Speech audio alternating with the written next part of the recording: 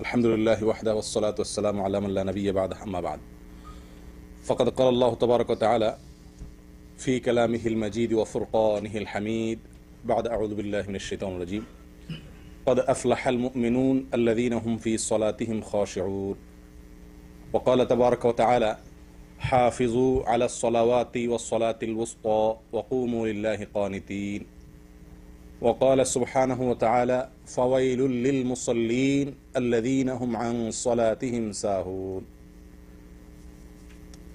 وعن أبي هريرة رضي الله تعالى عنه عن النبي صلى الله عليه وسلم أنه قال إن أول ما يحاسب به العبد يوم القيامة من عمله صلاته فإن صلحت فقد أفلح وأنجح وإن فسدت فقد خاب وخسر رواه الترمذي।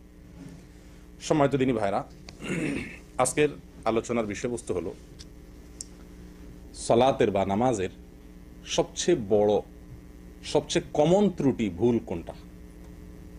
এ বিষয়ে যে ভুলটা সালাতের সবচেয়ে বড় ভুল, যে বিষয়টা সালাতের সবচাইতে কমন ভুল, গণহারে কমবেশ সকলেই এই ভুলে আক্রান্ত আমরা, সেই ভুলটা কি? সালাতের সবচেয়ে বড় সমস্যাটা কোন জায়গায়, সেটার বিষয়ে আমরা আলোচনা করার চেষ্টা করবো আজকে ইনশাআল্লাহ বিদিল্লাহ ওয়া মা তৌফিক ইল্লা বিল্লাহ।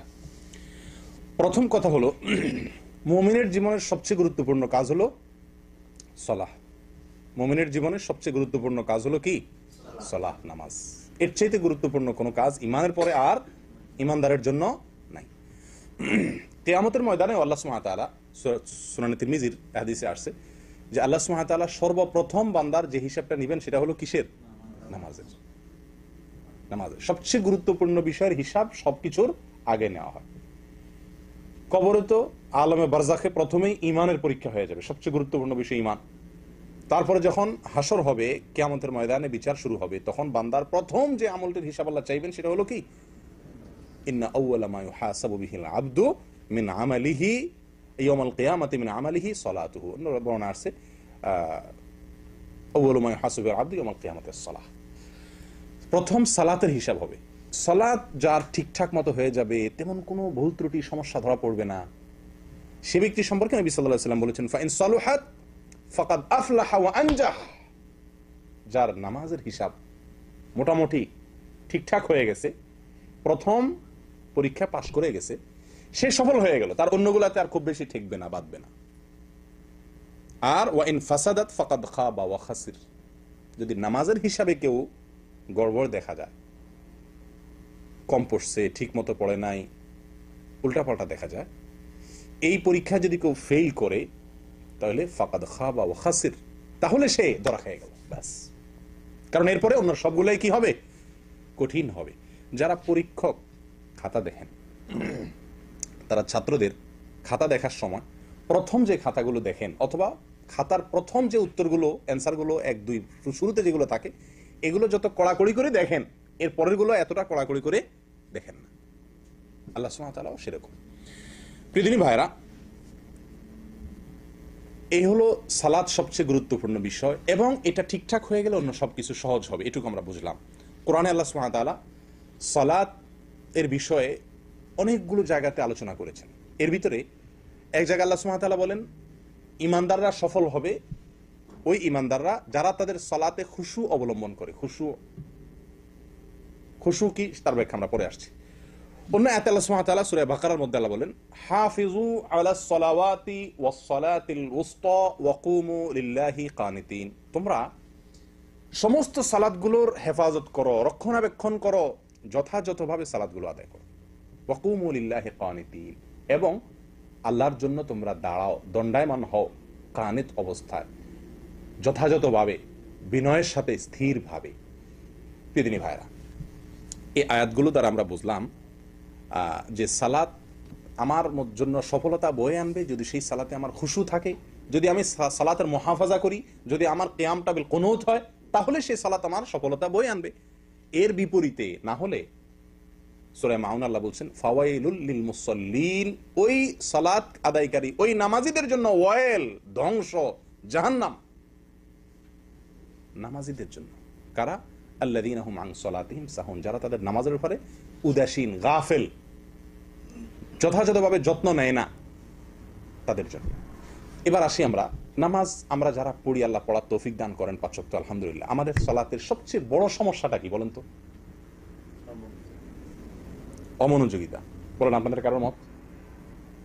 সবাই একমত আমার সাথে? নামাজের সবচেয়ে বড় সমস্যা হলো কি?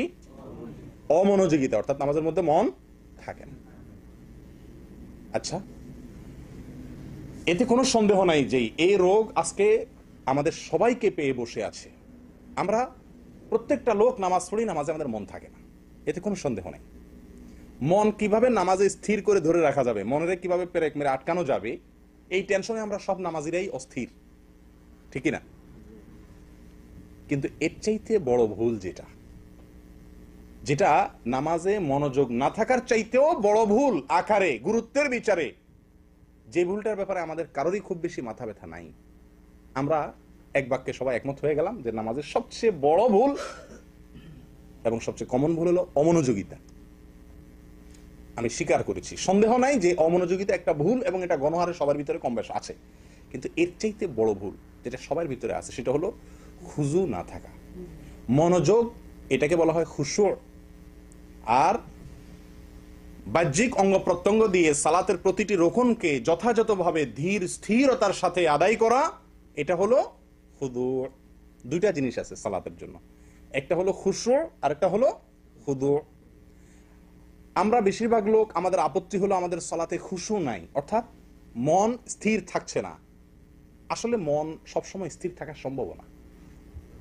আপনি 2 রাকাত 4 রাকাত সালাত আদায় করবেন, নামাজ পড়বেন এবং এর শুরু থেকে শেষ পর্যন্ত আপনার মন পরিপূর্ণ নামাজেই থাকবে, কোথাও যাবে না, এটা সম্ভব না। মানুষের মন উড়ন্ত পাখির মতো, এটা ধরে সবসময় আটকে রাখা যায় না, অন্যদিকে মন চলে যেতে পারে। এই চলে যাওয়াটা দোষের নয়। দোষের কি? ইচ্ছাকৃতভাবে অন্য চিন্তা, অন্য ধ্যান, অন্য কল্পনা জল্পনা নামাজের মধ্যে করা, আল্লাহর স্মরণ ছাড়া অন্য কথার দুনিয়াবি কোনো চিন্তা করা নামাজের ভিতরে ইচ্ছাকৃতভাবে করা, এটা হলো দোষের। আর আরেকটা হলো ইচ্ছাকৃত আপনি করেন নাই, কিন্তু আপনি অন্যদিকে যে ভুলে মন চলে গেছে সেটার উপর আপনি স্থির আছেন, সরে আসার চেষ্টা করছেন না, মনটাকে আল্লাহর দিকে আনছেন না। ইচ্ছাকৃত যদি আমরা এরকম করি বা কন্টিনিউ যদি আমি এরকম করতে থাকি বা কখনো মনোযোগ আনার চেষ্টাই যদি আমি না করি, তাহলে সেটা হলো আমার নামাজের অবশ্যই একটি গুরুত্বপূর্ণ ভুল। কিন্তু যদি ভুলে কখনো অন্যদিকে মন চলে যায়, তাহলে সেটা সালাতকে নষ্ট করে দেয় না। কথা বুঝে আসছে?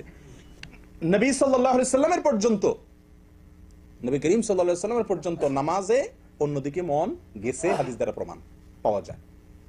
অনেক সময় তিনি নামাজ পড়াচ্ছেন, একদিন তিনি নামাজ পড়াচ্ছেন, কোন এক শিশু বাচ্চার কান্নার আওয়াজ তিনি শুনতে পাইছেন নামাজের মধ্যে, ইমামতি করছেন ওই অবস্থায়। তখন তিনি কি করলেন? বাচ্চার কান্না এত বেশি মাত্রায় হচ্ছে যে মনে হচ্ছে বাচ্চা খুব কষ্টে আছে, হয়তো তার বাবা বা মা উভয়ে তারা কি করছেন, মসজিদের জামাতে শামিল হয়ে গেছেন।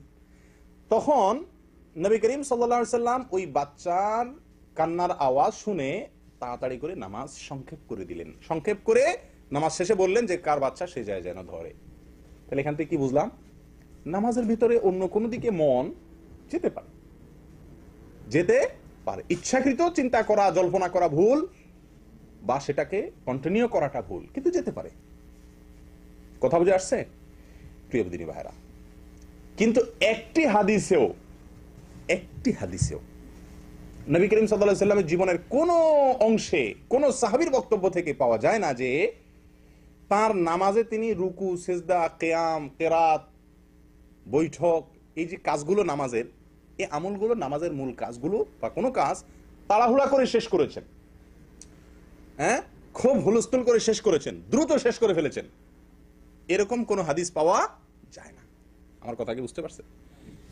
নামাজের ভেতরে মন অন্যদিকে গেছে এটা পাওয়া যায়, কিন্তু নামাজের মধ্যে নামাজের যে বাহিরের অংশ অর্থাৎ খুদু, এটা নষ্ট হয়েছে কখনো, এরকম কোন হাদিস নবী করিম সাল্লাল্লাহু আলাইহি ওয়াসাল্লামের জীবনে পাওয়া যায় না। তার মানে কি? নামাজের মনোযোগ ধরে রাখা যত বেশি গুরুত্বপূর্ণ, তার চাইতে অনেক বেশি গুরুত্বপূর্ণ বিষয় হলো, এর চাইতে অনেক বেশি গুরুত্বপূর্ণ বিষয় হলো কি?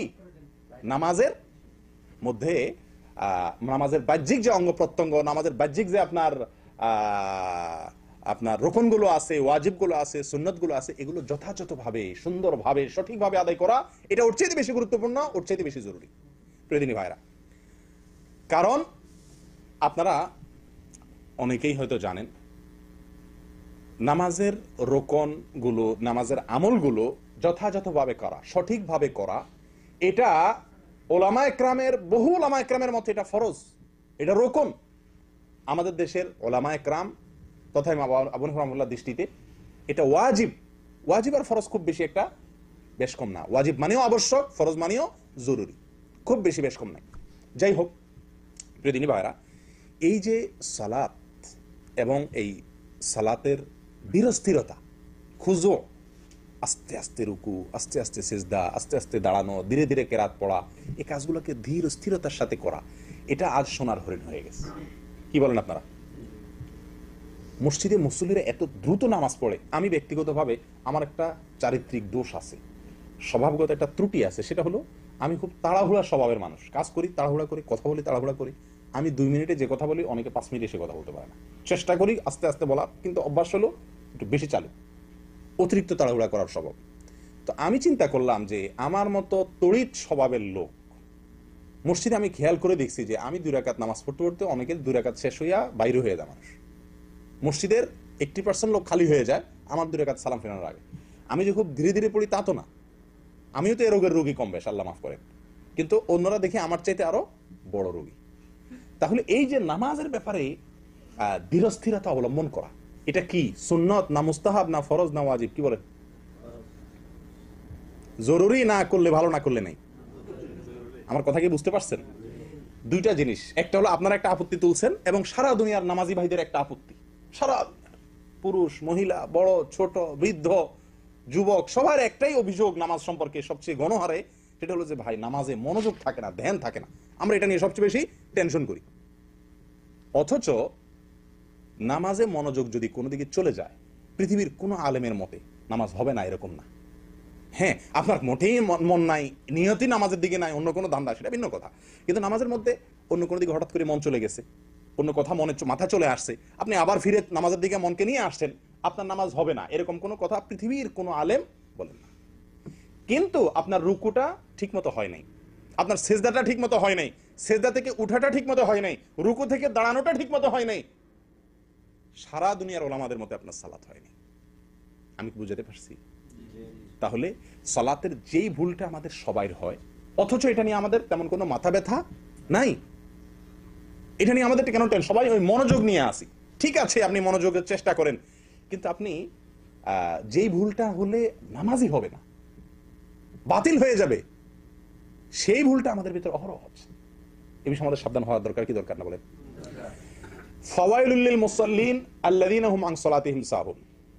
এই আয়াতের ব্যাখ্যায় তাফসীর ইবনে কাসিরে ইমাম ইবনে কাসির রাহিমাহুল্লাহ তিনি বলেন, এর অর্থ হলো ইম্মা আন ওয়াক্তিহাল আউয়াল ফায়ুআখিরুনাহা ইলা আখিরিহি দাইমান আও গালিবান ওয়া ইম্মা আন আদাইহা বিআরকানিহা ওয়া শুরুতিহা আলাল ওয়াজহিল মা'মুরি বিহি। অর্থাৎ আল্লাহ বলছেন ওই সকল নামাজীদের জন্য ওয়াইল, বেনামাজি না। বেনামাজি তো হিসাবের খাতাই নাই, আল্লাহ মাফ করে করতে ঠিকানাই জাহান্নাম, ইল্লা মান রাহিমা রাব্বি।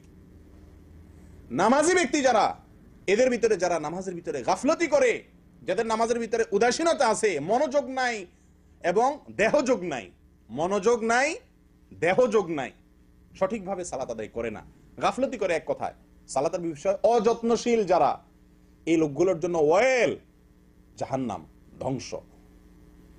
তাফসীর ইবনে কাসির বলেছে এর মানে হলো দুই ভাবে অমনোযোগের কথা হতে পারে। এক হলো দেরি করে সালাত আদায় করে, সব সময় ফজরের সালাত 7টা বাজে উঠা পড়ে, অথবা টাইমের ভিতরেই পড়ে কিন্তু একদম শেষ হতে পড়ে, অবহেলা করে। অথবা এর অর্থ এটাও হতে পারে যে সাহুন বলতে উদ্দেশ্য হলো সালাতের পরে গাফলতির বলতে উদ্দেশ্য হলো সালাতের যে রোকন, যে ওয়াজিব আছে, এগুলোকে যেভাবে করা দরকার সেভাবে করে না, সে ব্যক্তির জন্য ওয়াজিব। আচ্ছা, আপনাদেরকে একটা প্রশ্ন করি, আপনারা তো সবাই কম বেশ জানেন আল্লাহ তাআলা কোরআনে কারিমে সালাত কায়েমের কথা বলেছেন প্রায় সব জায়গায়।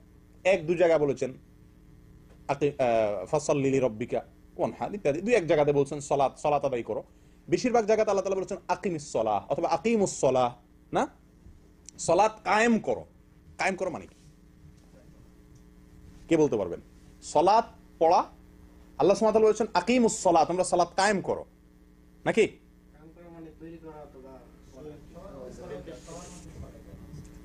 সমাজের মধ্যে ছড়ায় দেওয়া, একটা ব্যাখ্যা পাইলাম। আর কোন ব্যাখ্যা? কায়েম করো মানে কি? সালাত কায়েম করো মানে কি? সবাইকে সালাতের তাকিদ দেওয়া, একই কথা, কাছাকাছি হইল। প্রতিষ্ঠা, কিভাবে প্রতিষ্ঠা হতে পারে? সবাইকে নিয়ে সালাত কায়েম করবে। মাশাআল্লাহ, আপনারা তো বড় বড় মুফাসসিররা আছে দেখা যায়, এখানে তো অনেক তাফসীর জানে, এরকম মানুষ, কোরআনের ব্যাখ্যা জানা লোক আছে, মাশাআল্লাহ, এটা ভালো কথা, সৌভাগ্যের কথা। দেখুন ভাই, সালাত কায়েমের দুইটা ব্যাখ্যা আমাদের সমাজে প্রচলিত আছে, দুইটাই ভুল। এর একটা হলো, অনেকে মনে করেন সালাত কায়েম করা বলতে যেটা ভাই বলছেন যে সবাইকে নিয়ে ডেকে ডুকে সালাত পড়তে হবে, একা একা না। এটা কায়েমের একটা অংশ, ঠিক আছে, এটা কায়েমের মূল ব্যাখ্যা না। আবার অনেকে বলেন সালাত কায়েম বলতে অর্ডার দিয়ে সামাজিকভাবে, রাষ্ট্রীয়ভাবে এটাকে প্রতিষ্ঠা করতে হবে, শুধু একা একা পড়লে হবে না। এটাও ভুল।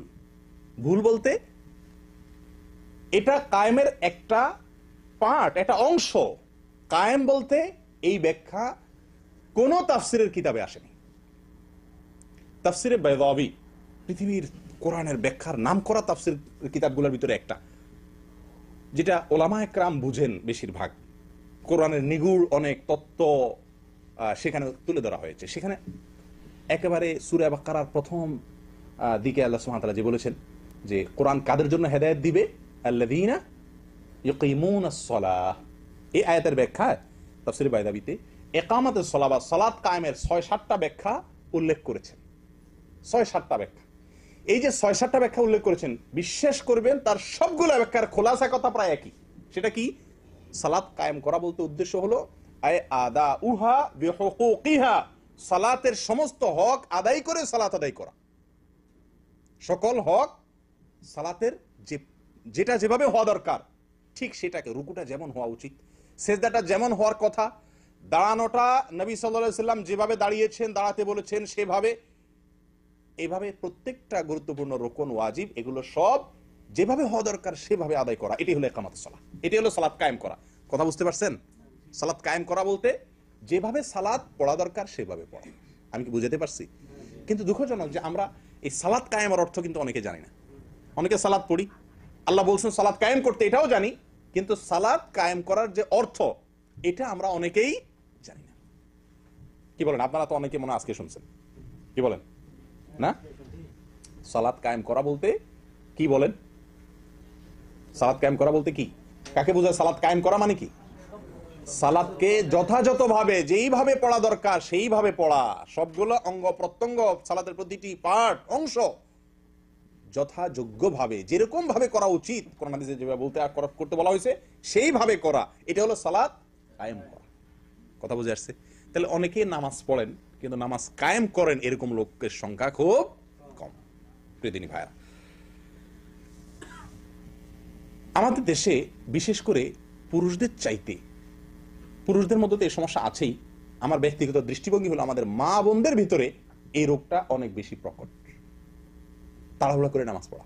আপনাদের বাসা বাড়িগুলোতে আপনারা লক্ষ্য করছেন কিনা যায়, আমি ছোটবেলা থেকে যত মহিলাদের নামাজ দেখার সুযোগ হয়েছে দেখছি, বেশিরভাগ ক্ষেত্রেই বিশেষ করে বাসা বাড়িতে যখন পড়ে রুকু সেজদাগুলো বিদ্যুতের গতিতে দেয় তারা। এই রুকুতে উঠতে দেরি, আপনার নামতে যাইতে দেরি, উঠতে দেরি নাই, উঠতে দেরি নামতে দেরি নেই, হুলস্থুল করে পড়ে। আল্লাহ মাফ করুক, আমাদের পুরুষদের ভিতরে এই রোগের রোগী অনেকেই আছেন। এ সম্পর্কে নবী করিম সাল্লাল্লাহু আলাইহি ওয়াসাল্লামের একটা হাদিস আমাদের সবারই জানা থাকা দরকার, সহিহ বুখারীর হাদিস। তিনি বলেছেন, সল্লু কামা রাআইতুমুনি উসাল্লি, তোমরা আমাকে যেভাবে নামাজ পড়তে দেখছো সেভাবে নামাজ পড়ো। নামাজ আমাকে যেভাবে পড়তে দেখছো সেভাবে নামাজ পড়ো। এটা নির্দেশ তার, এটা নির্দেশ, তার পদ্ধতিতে নামাজ পড়া জরুরি। আমাদের আয়েশা রাদিয়াল্লাহু তাআলা আনহা, সহিহ মুসলিমের হাদিসে আসছে, তিনি নবী করিম সাল্লাল্লাহু আলাইহি ওয়াসাল্লামের নামাজ কেমন ছিল তার একটা বিবরণ দিতে গিয়ে তিনি বলেন, وإذا رفع رأسه من الركوع لم يسجد حتى يستوي قائما। নবী সাল্লাল্লাহু আলাইহি ওয়াসাল্লাম রুকু থেকে যখন উঠতেন, রুকু থেকে যখন মাথা উঠাতেন, তখন যতক্ষণ পর্যন্ত তিনি সোজা হয়ে না দাঁড়াতেন, একেবারে স্টিল সোজা হয়ে না দাঁড়াতেন, ততক্ষণ পর্যন্ত সিজদায় যেতেন না। রুকু থেকে যখন উঠতেন তিনি একেবারে সোজা হয়ে টান টান হয়ে দাঁড়ানোর আগ পর্যন্ত তিনি কি করতেন না? সিজদায় যেতেন না। এবং ওয়াকানা ইযা রাফা রাসাহু মিনাস সিজদাহ লাম ইয়াসজুদ হাত্তা ইয়াস্তাওয়িয়া জালিসা, যখন সিজদা থেকে উঠে তিনি বসতেন, সিজদা থেকে মাথা উঠায় বসতেন, টান টান সোজা হয়ে বসার আগ পর্যন্ত আবার সিজদায় যেতেন না। প্রিয় ভাইরা, আমরা কয়জন ভাই আমাদের নামাজগুলো এভাবে করি? একটু আমাদের নামাজের সাথে একটু মিলাই। রুকু থেকে উঠে একেবারে টান টান সোজা হয়ে স্থির হয়ে কিছু সময় দাঁড়িয়ে তারপরে সিজদা যাওয়া, সিজদা গিয়ে ধীরে স্থিরতার সাথে সিজদা শেষ করে উঠে সোজা হয়ে বসে কিছু সময় অপেক্ষা করে তারপর আবার সিজদা যাওয়া। এরকম ধীর স্থির গতিতে আমরা কয়জন মানুষ নামাজ পড়ি? প্রিয় বন্ধুগণ, এই ছিল নবী সাল্লাল্লাহু আলাইহি ওয়াসাল্লামের নামাজ। সালাতের ভিতরে এই যে তাড়াহুড়ো করা, হুলস্থুল করা, সঠিকভাবে আদায় না করা, এটা সালাতকে নষ্ট করে দেয়। আবারও বলছি, এটা সালাতকে নষ্ট করে দেয়। এর ফলে সালাত আদায় হয় না। আপনি সূরা ফাতিহা না পড়লে যেরকম নামাজ হয় না, কেউ যদি রুকু একটা না দেয় নামাজ হবে? সেজদা না দিলে একটা নামাজ হবে? 4 রাকাতের নামাজ 3 রাকাত পড়লে হবে? ঠিক একই ভাবে কেউ সব ঠিক করছে, 4 রাকাতই পড়ছে, রুকু একটাই দিছে, সেজদা 2টাই দিছে, সূরা ফাতিহাও পড়ছে, সবই ঠিক আছে তার, কিন্তু লোকটা রুকু সেজদা উঠা বসা প্রত্যেকটা আমলে তাড়াহুড়ো করছে। যে তাড়াহুড়োটা সালাতের যে ইতমিনান বা তামানিনা, সালাতের যে ধীরস্থিরতা যেটা জরুরি, সেই কাজটি হয় নাই। কি বলেন, এই লোকটা সালাত হইছে না হয় নাই? হবে না, কারণ সে সালাতের জরুরি একটি আমল ছেড়ে দিছে, তামানিনা, ধীরস্থিরতা। প্রিয় বন্ধুগণ, এ সম্পর্কে মৌলিক 2টি হাদিস আছে যেটি আমাদের অনেকেরই আশা করতে পারি আমরা হয়তো আগে শুনছি, আবারও নতুন করে শুনলে হয়তো আমাদের বিবেকগুলোকে নতুন করে ভাবতে সাহায্য করবে। মৌলিকভাবে 2টি হাদিস, এর ভিতরে একটি হাদিস হলো মুসনাদে আহমদের এবং আরো অন্য হাদিসের কিতাবে আসছে। আবু কাতাদা রাদিয়াল্লাহু তাআলা আনহু বলেছেন, নবী করিম সাল্লাল্লাহু আলাইহি ওয়াসাল্লাম ইরশাদ করেছেন, আসওয়া আন-নাসি সারিকাতান আল্লাযী ইয়াসরিকু মিন সালাতিহি, মানুষের মধ্যে সবচেয়ে নিকৃষ্ট চোর ওই ব্যক্তি যে ব্যক্তি তার নামাজে চুরি করে, নামাজ চুরি করে যে ব্যক্তি। আপনারা তো জীবনে বহু চোরের কথা শুনছেন, টাকা চোর, পয়সা চোর, স্বর্ণ চোর, গরু চোর, হাঁস চোর, মুরগি চোর, এই যত রকমের চোরের কথা শুনছেন দুনিয়াতে, এর ভিতরে সবচাইতে নিকৃষ্টতম চোর, নবী সাল্লাল্লাহু আলাইহি ওয়াসাল্লামের ভাষা সবচাইতে খারাপ চোর, চোরদের মধ্যে সবচেয়ে খারাপ চোর, গরু চোরের চাইতেও খারাপ কে? যে নামাজে চুরি করে। সাহাবাইগণ জিজ্ঞাসা করলেন, ক্বালু ইয়া রাসূলুল্লাহ ওয়া কাইফা ইয়াসরিকু মিন সালাতিহি, মানুষ কিভাবে তার নামাজে চুরি করে? নামাজ চুরি কিভাবে করে? নামাজ চুরি করার জিনিস নাকি? টাকা পয়সা চুরি, স্বর্ণ চুরি, গরু চুরি, হাঁস চুরি, মুরগি চুরি, এগুলো তো বুঝে আসে, নিয়ে গেল। নামাজের চুরি কিভাবে জিজ্ঞাসা করা হলো। নবী সাল্লাল্লাহু আলাইহি ওয়াসাল্লাম বলেন, নামাজের চুরি হলো লা ইয়াতিম্মু রুকুআহা ওয়ালা সুজুদাহা, নামাজের চুরি হলো রুকু ঠিক মতো করে না, সেজদা ঠিক মতো করে না, এটা হলো নামাজের চুরি। অন্য বর্ণনা আসছে, অথবা রাবী বলেন সন্দেহ করতেছেন, অথবা তিনি বলেছেন লা ইউকিমু সুলবাহু মিনার রুকুই ওয়াস সুজুদি, রুকু থেকে উঠে, সেজদা থেকে উঠে পিঠ সোজা হয়ে সোজা করে দাঁড়ায় না, বসে না, এটা হলো নামাজের চুরি। প্রিয় বন্ধুগণ, এই হাদিস থেকে কি বুঝলাম? চুরি একটা খারাপ কাজ, একটা হারাম কাজ। চুরির ভিতরে আবার সবচেয়ে খারাপ চুরি বানাইছেন নবী করিম সাল্লাল্লাহু আলাইহি ওয়াসাল্লাম, সবচেয়ে খারাপ চুরি বলে অভিহিত করেছেন যে ব্যক্তি নামাজের মধ্যে রুকু সেজদা ঠিক মতো করে না, ওই ব্যক্তিকে সবচেয়ে খারাপ চোর বলা হয়েছে তাকে। প্রিয় বন্ধুগণ, তাহলে আমরা মোটামুটি বহু লোকই মনে হয় এই চোরের খাতা নাম উঠে যাবে এই কারণে। কি বলেন? আপনি হাঁস চুরি করেন না, মুরগি চুরি করেন না, ডিম চুরি করেন না, চাল চুরি করেন না, গম চুরি করেন না, ধান চুরি করেন না, পয়সা চুরি করেন না, মাশাআল্লাহ আপনি কোনো কিছুই চুরি করেন না, আলহামদুলিল্লাহ আপনার একটা ভালো চরিত্র আছে, কিন্তু আপনি বড় চোর। কোনো কিছু চুরি না করেও বড় চোরের খাতায় আপনার নাম লেখা আছে, কারণ আপনি রুকু ঠিক মতো করছেন না, সিজদা ঠিক মতো করছেন না। কি বলেন ভাই? জিনিসটা ভাবার বিষয় কিনা, চিন্তা করার কিনা? গণহারে মসজিদগুলোতে মানুষ দেখবেন বিদ্যুতের গতিতে নামাজ পড়ে, বিদ্যুতের গতিতে 1 রাকাত নামাজ পড়তে 1 মিনিট টাইমও লাগে না, 60 সেকেন্ড টাইমও লাগে না। অথচ সহিভাবে, যথাযথভাবে যদি আপনি নামাজ আদায় করতে চান, 1 রাকাত নামাজে একেবারে না হইলেও তো 1.5 মিনিট সময় লাগার কথা, সেখানে 1 মিনিটও লাগে না, 1-1.5 মিনিটে 2 রাকাত শেষ। এরকম হয় কি হয় না? আল্লাহ হেফাজত করে। প্রিয় বন্ধুগণ, এই একটা হাদিস আমরা শুনলাম। তাহলে নামাজের ভিতরে যারা ধীরস্থিরতা অবলম্বন করে না, তাড়াহুড়ো করে, যথাযথভাবে রুকু সিজদা করে না, এরা কোনো কিছু চুরি না করেও সবচাইতে বড় চোর। কোনো কিছু চুরি না করেও সবচেয়ে বড় চোরের খাতায় নাম লেখা। দ্বিতীয় নম্বর হাদিসটা শুনেন, যেটি আমাদের অনেকের জন্য অনেক বিশাল বড় শিক্ষার বিষয়। বুখারী এবং মুসলিমে একযোগে বর্ণনা করেছেন হাদিসটি। আবু হুরায়রা রাদিয়াল্লাহু তাআলা বর্ণনা করেছেন যে নবী সাল্লাল্লাহু আলাইহি সাল্লাম মসজিদে নববীতে প্রবেশ করলেন, এরপরে আরেকটা লোক তার পিছে পিছে ঢুকলেন, ঢুকে লোকটি সালাত আদায় করলেন। মসজিদে ঢুকে তিনি নামাজ পড়লেন। নামাজ পড়ার পরে তিনি নবী করিম সাল্লাল্লাহু আলাইহি সাল্লামের কাছে আসছেন, এসে সালাম দিলেন। সালাম দিলেন নবী করিম সাল্লাল্লাহু আলাইহি সাল্লাম সালামের জবাব দিলেন। জবাব দিয়ে এরপরে তাকে বললেন ইরজি ফাসাল্লি ফাইন্নাকা লাম তুসাল্লি। সালামের জবাব দিয়ে বললেন ইরজি ফাসাল্লি ফাইন্নাকা লাম তুসাল্লি, যাও তুমি আবার নামাজ পড়ো, কারণ তুমি নামাজ পড়ো নাই। এতক্ষণ যা করছো এটা নামাজ পড়া বলে না, এটাকে নামাজ হয়ই নাই, তোমার নামাজ হয়ই নাই, না পড়ার মতো। তুমি নামাজ পড়ো নাই এটা বলেন না যে তোমার নামাজ পুরোপুরি সঠিক হয় নাই, কিছু হয়েছে এরকম না, বলছেন যে ফাইন্নাকা লাম তুসাল্লি, তুমি নামাজ পড়োই নি, এটা নামাজই না, আবার পড়ো।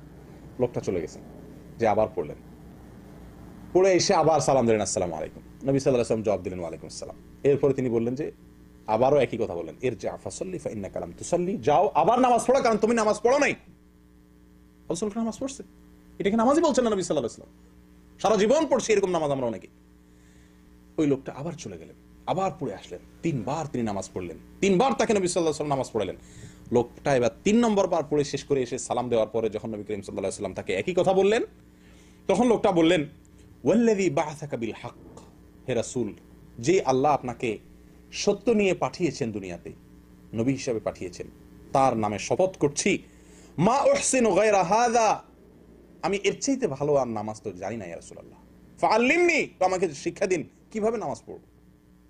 নবী করিম সাল্লাল্লাহু আলাইহি ওয়াসাল্লাম তখন তাকে নামাজ শিখালেন। কিভাবে শিখালেন দেখেন, তিনি বলছেন যে ইযা কুমতা ইলা সলাতি ফাকাব্বির, যখন তুমি নামাজ পড়তে দাঁড়াবে প্রথমে আল্লাহু আকবার বলে তাকবীর বলো, সুম্মা ক্রা মা তায়াসসারা মাআকা মিনাল কুরআন, এরপরে কোরআনের যেটুকু পারো 2 আয়াত 4 আয়াত 6 আয়াত 10 আয়াত 1 সূরা 2 সূরা যতটুকু সম্ভব হয় সূরা ফাতিহার পরে অন্য সূরা তেলাওয়াত করো, সূরা ফাতিহা পড়ো, অন্য সূরার সাথে পড়ো। সুম্মার কা, এরপরে তুমি রুকুতে যাও, কেরাত শেষ করলা, এরপরে রুকুতে যাও। হাত্তা তাতমাইন্না রাকিআন, তিনি বলেন নাই রুকুতে যাও এরপরে উঠো, না, রুকুতে যাও বলে আরেকটা কথা যোগ করছেন, বোঝা গেছে এটা না হলে রুকু হবে না। কি কথা যোগ করছেন? বলছেন হাত্তা তাতমাইন্না রাকিআন, যতক্ষণ পর্যন্ত রুকুতে গিয়ে স্থির না হও, রানিয়ে না, রুকুতে গেলা, রুকুতে যায় স্থির না হও, ততক্ষণ পর্যন্ত তুমি রুকু করতে হবে। গেলাম আর উঠে গেলাম হলো না, যে আমাকে স্থির হয়ে অপেক্ষা করতে হবে। ফুকাহা একরাম বলেন কমপক্ষে একবার সুবহান রাব্বিয়াল আযীম বা সুবহানাল্লাহ স্বাভাবিকভাবে ভালোভাবে পড়ার মতো সময় কমপক্ষে থাকতে হবে। কথা বুঝে আসছে? এরপর নবী করিম সাল্লাল্লাহু আলাইহি ওয়াসাল্লাম তাকে বলেন সুম্মারফা হাত্তা তা'তাদিলা কাইমান, লক্ষ্য করবেন উনি বলেন না রুকু থেকে উঠো এরপর সিজদা যাও, না, আমরা তো উঠি এবং সিজদা যাই না, এরকম করলে নামাজ হবে না, নামাজ হয় না ভাই। শত শত মুসল্লির নামাজ হয় না, বিশ্বাস করেন, মসজিদে আসে বছরকে বছর ধরে নামাজ পড়ছে, নামাজ হয় না, কোনো দাম নাই নামাজ। নবী করিম সাল্লাল্লাহু আলাইহি ওয়াসাল্লাম বলছেন সুম্মারফা হাত্তা তা'তাদিলা কাইমান, ওই লোকটাকে তিনি বললেন যে এরপরে রুকু থেকে উঠো, তুমি দাঁড়িয়ে কতক্ষণ পর্যন্ত দাঁড়াও, কিভাবে দাঁড়াও, হাত্তা তা'তাদিলা, ভালোভাবে টান হয়ে সোজা হয়ে দাঁড়ানোর আগ পর্যন্ত অপেক্ষা করো রুকু থেকে উঠে, ঠিক আছে? দেখেন এরপর বলছেন সুম্মাসজুদ, এরপরে তুমি সিজদা যাও, সিজদা যাও, এটা বলে তুমি ক্ষান্ত হন নাই যে সিজদা যাও, ঠিক আছে হয়ে গেল, সিজদা দিলাম আবার উঠে যাও, না, সিজদা যাও বলে আবার বলছেন হাত্তা তাতমাইন্না সাজিদান, সিজদায় গিয়ে যতক্ষণ পর্যন্ত তুমি স্থির না হও, স্থিরতা সেখানে সিজদায় যে কিছু সময় স্থির হতে না পারো, কিছু সময় অপেক্ষা করতে না পারো, ততক্ষণ পর্যন্ত সিজদায় থাকো। ফুকাহা একরাম বলেন কমপক্ষে একবার সুবহান রাব্বিয়াল আলা, আপনি সিজদায় মাথা যাওয়ার পরে, আমরা অনেকে তো ওই যাওয়ার আগে আল্লাহু আকবার বলে যাইতে যাইতে সুবহান রাব্বিয়াল আলা বলে মাথা দিয়ে উঠে যায়, না, তা হবে না। কপাল জমিনে লাগার পরে, হাত জমিনে লাগার পরে, নাক জমিনে লাগার পরে, সিজদার 7টি অঙ্গ জমিনে লাগার পরে কমপক্ষে একবার ধীরে সুস্থে তাসবিহ পড়ার মতো সময় অপেক্ষা করা ওয়াজিব বা ফরজ। প্রিয় ভাইরা, আমরা যেটা বলছিলাম অনেকে এই যাইতেছে না, এর নাক লাগার আগে তাসবিহ পড়া শুরু হয়ে গেছে, আবার ওই উঠার আগেই উঠতে উঠতে বাকি তাসবিহ শেষ করতেছে, মাঝখান দিয়ে দেখা যায় যে এক তাসবিহ পরিমাণ অপেক্ষা করা হয় না, নামাজ হয় না। নবী সাল্লাল্লাহু আলাইহি ওয়াসাল্লাম বলছেন সিজদায় যাওয়ার পরে স্থির হওয়া পর্যন্ত অপেক্ষা করো, এরপরে না আপনি তাসবিহ পড়বেন।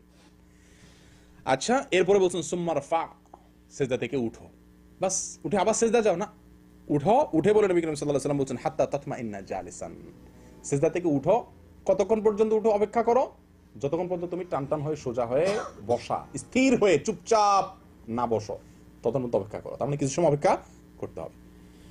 এরপরে বলছেন সুম্মা ফাল যালিকা ফি সালাতিকা কুল্লিহা, তোমার পুরো এই এক রাকাতের কথা আমি বলে দিলাম, আর তোমার পুরো নামাজ সালাম ফেরানো পর্যন্ত পুরো নামাজে তুমি এই পদ্ধতি অবলম্বন করতে হবে, এইভাবে সালাত আদায় করতে হবে, তাহলে তোমার সালাত হবে, আর না হলে হবে না। বুঝতে পারছেন তো? এবার আপনারাই বলেন, এইভাবে আমরা কয়জন নামাজ আদায় করি? বা আমরাও তো জীবনে বহুত নামাজ আদায় করছি, কয়জনের নামাজ এরকম হয়েছে? প্রিয় বন্ধুগণ, সহিহ বুখারীর একটি হাদিস আপনাদের অনেকেরই হয়তোবা অবাক লাগবে শুনলে, হয়তো নতুন শুনছেন অনেকেই।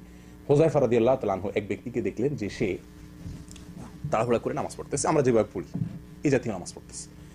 তিনি এরকম নামাজ পড়া দেখে লোকটাকে ডাক দিলেন, ডাক দিয়ে বললেন, তুমি কতদিন এভাবে নামাজ পড়ছো বাবা? ভাই, কতদিন এভাবে তুমি নামাজ পড়ছো? লোকটা বললো 40 বছর ধরে। কত বছর ধরে? 40 বছর ধরে তিনি এভাবে নামাজ আদায় করছেন। অন্য বর্ণনা আসছে 40 বছরের কথা না, আপনার সে অনেকদিন থেকে এইভাবে সালাত আদায় করছেন। তো হুযায়ফা রাদিয়াল্লাহু তাআলা আনহু তাকে ডেকে বলছেন যে, ভাই, লাউ মুত্তা আলা গায়রি ফিতরাতিল্লাতী ফাতারাল্লাহু মুহাম্মাদান সাল্লাল্লাহু আলাইহি ওয়াসাল্লাম আলাইহা, তুমি যদি এই নামাজ নিয়ে মরো, যেভাবে নামাজ পড়তেছো, এই যদি সারা জীবনের নামাজ হয় তোমার, আর এই নামাজ নিয়ে তুমি কবরে যাও, মরো, তো মনে রাখবে মুহাম্মদ সাল্লাল্লাহু আলাইহি ওয়াসাল্লামের ধর্মের উপরে তোমার মৃত্যু হলো না, মুসলমান হয়ে মরতে পারলা না, সারা জীবন নামাজ পড়ছো। যদি এরকম নামাজ পড়ো, তাহলে মুহাম্মদ সাল্লাল্লাহু আলাইহি ওয়াসাল্লাম যে ধর্ম নিয়ে আসছেন, যে পদ্ধতি নিয়ে আসছেন, তার পদ্ধতিতে তোমার মৃত্যু হলো না, তোমার জীবনটা গেল না। প্রিয় বন্ধুগণ, কত বড় চিন্তার কথা, কত বড় টেনশনের কথা। কি নামাজ পড়ছি? হ্যাঁ, কি নামাজ পড়ছি? সবাই মনোযোগ নিয়ে আস, সবাই ধ্যান নিয়ে আস, কিন্তু সালাতের বাহির ঠিক নাই। একটা কথা মনে রাখা দরকার আমাদের, এটা ঠিক যে অন্তর হলো রাজধানী দেহের, মন যদি কোনো দিকে থাকে তার অঙ্গ প্রত্যঙ্গ সব ঠিক হয়ে যায়। ঠিক আছে কিনা? হাদিসে আসছে, নবী করিম সাল্লাল্লাহু আলাইহি ওয়াসাল্লাম বলেছেন, আলা ইন্না ফিল জাসাদি মুদগাহ লা মুদগাহ ইযা সালুহাত সালুহাল জাসাদু কুল্লুহু ওয়া ইযা ফাসাদাত ফাসাদাল জাসাদু কুল্লুহু আলা ওয়া হিয়াল কলব। শরীরের একটা অঙ্গ আছে যেটা ঠিক থাকলে সব ঠিক হয়ে যায়, সেটা হলো অন্তর। অতএব অন্তর ঠিক হয়ে গেলে সব ঠিক হয়ে যায়। এজন্য আমরা সবসময় চেষ্টা করি আগে মনোযোগটা ঠিক করতে। মনোযোগ ঠিক করলে মনে করি বাকি সব ঠিক হয়ে যাবে। কিন্তু ভাই, কখনো এর উল্টাও হয়। এটা হলো বেসিক, এটা হলো মূল কথা। কিন্তু কখনো কখনো এর উল্টা প্রভাবও দেখা যায়, অর্থাৎ বাহিরের অঙ্গ প্রত্যঙ্গের প্রভাব অন্তরে গিয়ে পড়ে। হয় না এরকম? আপনি যদি আঘাত পান হাতে, ব্যথা পান পায়ে, মাথায়, অন্তরে ব্যথা অনুভব হবে কিনা, দুঃখ অনুভব হবে কিনা? বাহিরের প্রভাব অনেক সময় ভেতরে পড়ে। আমি আমার ব্যক্তিগত জীবনের একটি পরীক্ষা অভিজ্ঞতা থেকে আমি আপনাদেরকে বলছি এবং অনুরোধ করছি, আহ্বান জানাচ্ছি, যারা নামাজে মনোযোগ ধরে রাখতে পারেন না, যাদের নামাজের ধ্যান থাকে না, অন্যদিকে মন চলে যায়, আল্লাহর কথা মনে আসেই না, নামাজের কথা মনেই থাকে না, অন্য কথা চলে যায়, আল্লাহর কসম আমি নিজে পরীক্ষিত, আমার নিজের জন্য আপনাদেরকে আমি আহ্বান করছি, এটা আপনারা পরীক্ষা করে দেখুন। আপনি যদি নামাজের আরকান, আহকাম, উঠা বসা, রুকু, সিজদা এগুলাতে ধীরস্থিরতা অবলম্বন করেন, খুব ধীরে ধীরে করা যে জরুরি, এই হাদিসগুলোকে মাথায় রেখে আপনি এভাবে ধীরস্থিরতার সাথে আপনি নামাজ আদায় করেন, ইনশাআল্লাহ আপনার নামাজে মনোযোগ আসবে। আপনি 2 রাকাত নামাজ পড়ে দেখেন, পরীক্ষামূলক 2 রাকাত নফল নামাজ পড়ে দেখেন, বা কালকে ফজর নামাজে ইনশাআল্লাহ পড়ে দেখেন যে খুব ধীরস্থিরতাতে হাত বেঁধে একেবারে আস্তে আস্তে সূরা ফাতিহা পড়লেন, হ্যাঁ, এরপর আপনার অন্য সূরা মিলালেন, খুব ধীরস্থিরতা, হুলস্থুল করবেন না, মাথা রাখবেন, হুলস্থুল করলে নামাজ হবে না, সেটা মাথায় রেখে খুব আস্তে আস্তে পড়লেন। সূরা ফাতিহা শেষ না করতে করতে ওয়ালা দাল্লিন আমিন কইয়া ওই কুল আউযু বিরাব্বিন নাস মালিকিন নাস ইলাহিন নাস মিন শাররিল ওয়াসওয়াসিল খান্নাস আল্লাযী ইউওয়াসওয়িসু ফি সুদুরিন নাস কইতে কইতে আবার রুকু চলে গেলেন না, দাঁড়ায়া নাস বলা শেষ, কিছুক্ষণ থামেন, এরপরে বলেন আল্লাহু আকবার, আস্তে আস্তে রুকুতে যান। রুকুতে যাইতে যাইতে সুবহানাল্লাহ শুরু করেন না, রুকুতে যায় মাথাটা পিঠটা সমান করেন। আপনার যদি মাথা পুরোপুরি, পিঠ যদি পুরোপুরি না ঝুঁকে, নামাজ হবে না, হাদিস স্পষ্ট বলা আছে। পুরোপুরি রুকুতে একদম পিঠ মাথা দুইটাকে সমান দিয়ে পুরোপুরি রুকুতে গিয়ে এরকম, অনেকে এতটুক যায় না, এতটুক না, পুরোপুরি রুকুতে যান, এরপরে শুরু করেন সুবহান রাব্বিয়াল আযীম, সুবহান রাব্বিয়াল আযীম, সুবহান রাব্বিয়াল আযীম, আমার মহান রব, মহান পালনকর্তা পবিত্র, 3 বার বলেন।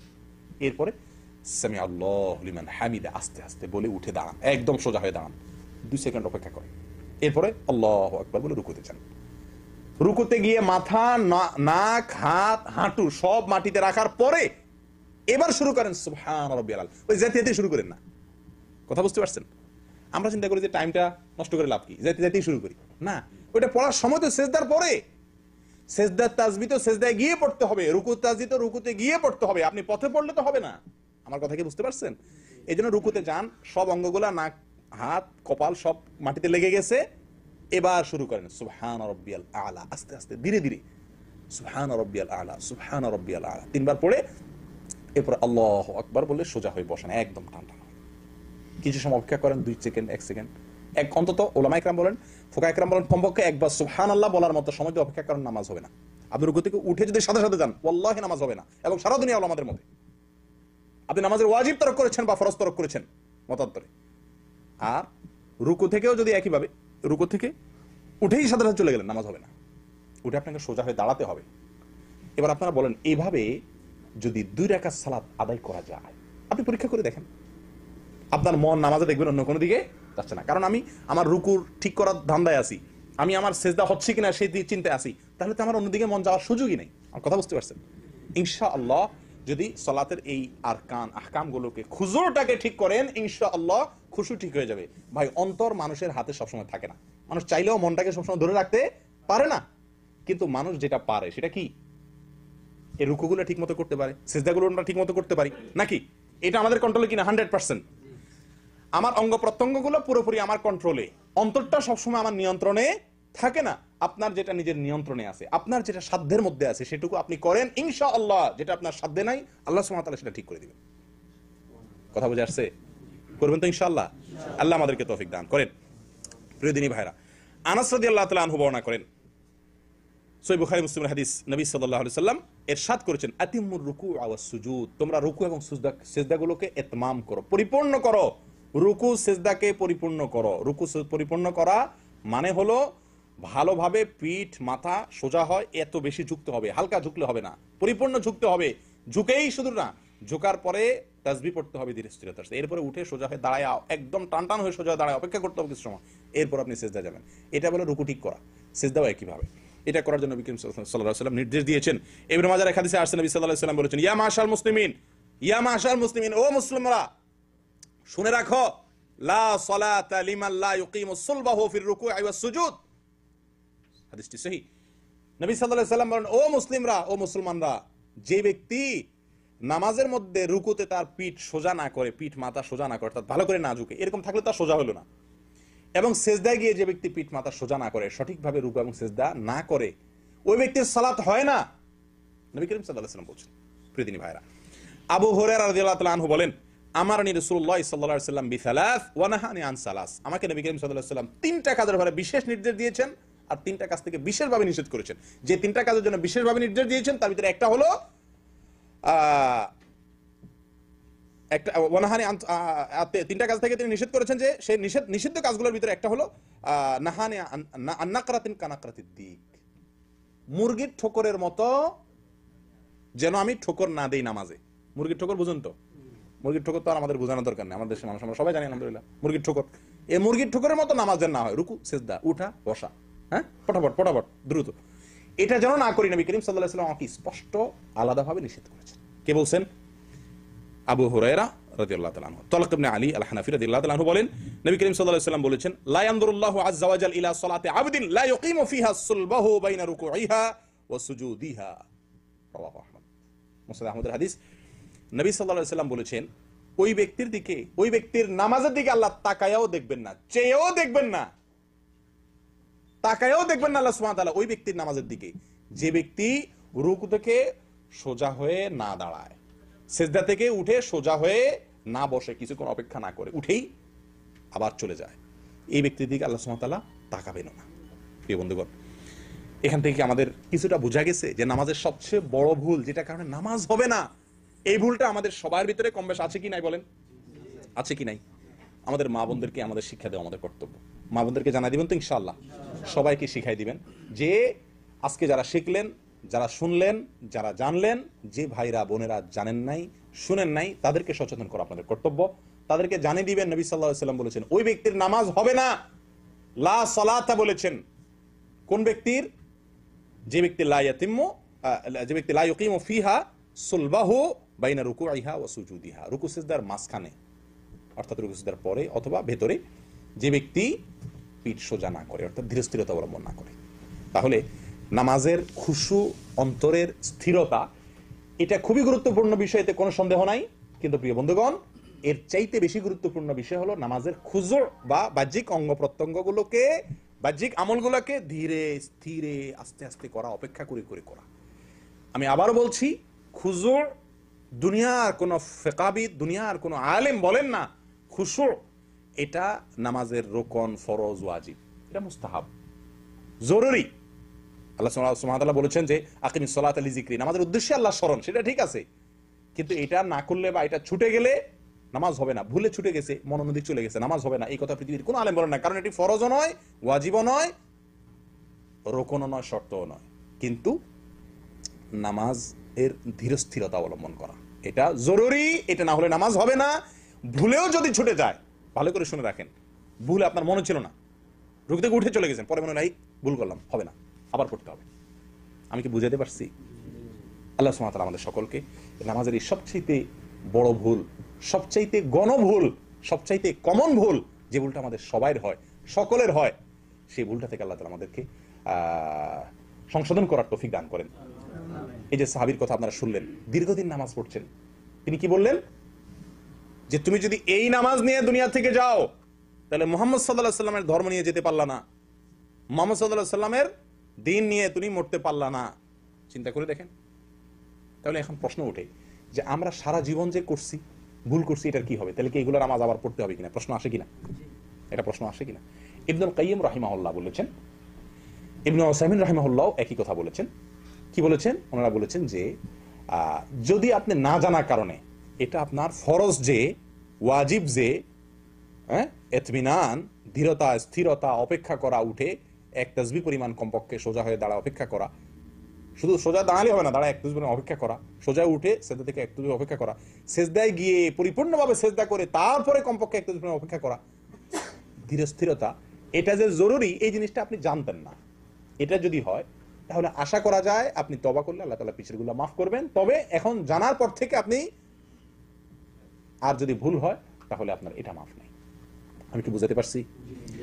কিন্তু আরেকটা সমস্যা দেখা দেয়, সেটা হলো আমাদের দেশে অনেক ইমাম সাহেব, বা এখানেও আছে অনেক ইমাম সাহেব এমন বিদ্যুৎ গতিতে নামাজ পড়ে, বিশেষ করে রমজান মাসে বা রমজানের বাইরেও দেখা যায় যে আপনার এত দ্রুত নামাজ পড়ে যে আপনার এতক্ষণ যে আলোচনা শুনলেন সে আলোচনার আলোকে নামাজটা হয় না। এরকম আছে না অনেক ইমাম নামাজ পড়ে? এরকম যদি ইমাম নামাজ পড়ে তাহলে তার পিছনে নামাজ পড়লে কি নামাজ হবে কিনা, এটা আরেকটা প্রশ্ন, ঠিক কিনা? এই প্রশ্ন উত্তর হলো, যদি ইমাম স্বাভাবিকভাবে তাড়াহুড়া করে, কিন্তু তাড়াহুড়াটা ওই যে সালাতের এই যে তমানিনা, ধীরস্থিরতা, আবশ্যক কাজ যেটা, এটাও না থাকে, তাহলে সেক্ষেত্রে ইমামের নামাজ হয় না। আর ইমামের নামাজ না হলে মুসল্লির ইখতিদাও বাতিল। আমি কি বুঝাতে পারছি? আর যদি এমনি তাড়াহুড়া করে, কিন্তু ওই মাত্রা তাড়াহুড়া না যে মাত্রার কারণে তার সালাত বাতিল হয়ে যাবে, সালাত হয় না, বা সালাতের ওয়াজিব ছুটে গেল, ফরজ ছুটে গেল, এর মাত্রার তাড়াহুড়া না, এমনি তাড়াহুড়া কিন্তু এত বেশি তাড়াহুড়া না, তাহলে সেই ইমামের পিছনে নামাজ পড়লে নামাজ আদায় হয়ে যাবে। কথা কি বুঝাতে পারছি? বিশেষ করে এখানে দ্বিতীয় জামাতে আপনারা যখন নামাজ পড়েন, আমিও পড়ি, আপনারা খেয়াল করছেন অনেকে নিশ্চয়ই যে দ্বিতীয় জামাতের ইমাম বা এই যে রেল স্টেশনে বা ছোট ছোট মসজিদের রাস্তাঘাটে অনেক সময় 2-4 জন মিলে জামাত করেন না, তখন দেখা যায় যে ইমাম যে, এই বেচারা তো আর ওই আপনার লেখাপড়া করেন না, ইমাম থাকে না, যে আসে তখন সেই ইমাম হয়ে যায়। তো কিছু কিছু লোক পড়ে মাঝে মধ্যে এমন দ্রুত নামাজ পড়ে, আপনারা খেয়াল করছেন কিনা, যে তারা কিন্তু এই আলোচনার আলোকে তাদের নামাজ হয় না। এরকম যদি হয় তাহলে আপনার নামাজ হবে না। আমি কি বুঝাতে পারছি? আল্লাহ তাআলা আমাদেরকে সংশোধনের তৌফিক দান করুন। আমি আহ্বান করবো আপনাদেরকে এই মেসেজটুকু, এই বিষয়টুকু আপনারা অন্যদের কাছে পৌঁছে দিবেন, মা বোনদের কাছে পৌঁছে দিবেন, যে ধীরস্থিরতা, নামাজের ভেতরে ধীরস্থিরতা, এটা নামাজের জরুরি কাজ। মনে থাকবে ইনশাআল্লাহ? নামাজের ভেতরে ধীরস্থিরতা অবলম্বন করা নামাজের জরুরি কাজ। এটা তরকারির লবণ নয়, এটা তরকারির পানি, এটা তরকারির তরকারি। তরকারি রান্না করতে লবণ যদি না দেন খাওয়ার মতো হবে না, কিন্তু পেট ভরবে, কষ্ট মষ্ট করে ঢুকে পেট ভরান যাবো নাকি? নামাজের ভিতরে মনোযোগ নাই, মন অন্যদিক গেছে, লবণ ছাড়া নামাজ হলো আর কি, নামাজটা এমন জুতের হলো না।